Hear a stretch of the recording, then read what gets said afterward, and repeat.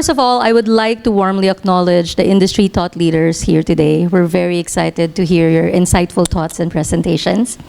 Also, the two pillars of the Asia CEO Group who made this gathering possible, Richard Mills, their chairman, and Rebecca Bustamante, their president and CEO. This is the second year that RLC Residences is actually given an opportunity to take an active part in this forum, and we're very, very grateful for that. So forums like this actually allow all of us to share our best practices. And this is the time where we get to set aside the lens of competition and actually learn from each other, towards a singular goal, ambition for our nation, to contribute to economic growth and progress. So now I've only been, as you heard Richard said, I'm in the broadcasting industry. I was there for 20 years. I recently moved to real estate 4 years ago. I've only been with RLC Residences for the past 4 years. But in that short span of time, there's actually a lot of real estate marketing shifts that I find insightful and fascinating. So one of which is actually the rise of premium and luxury segment just after the global pandemic. Amazing.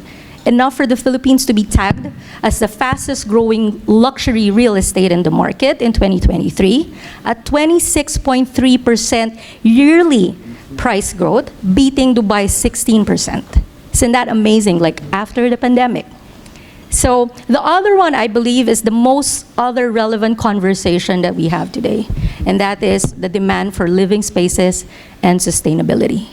This is a sign that the consumer insight and priorities are shifting now, driving an evolution actually on how we think real estate, the property market.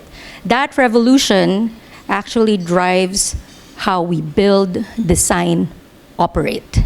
And the World Green Building Council declared that 39% of global carbon emissions actually are from the real estate sector.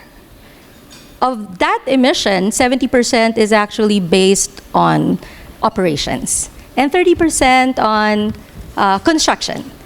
But on the flip side of that, the Philippine real estate market actually seen a compounded annual growth of 4.6% for certified green buildings in the past 5 years.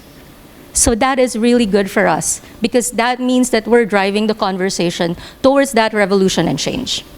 So before I joined RLC Residences, I'm just what people would call a property investor.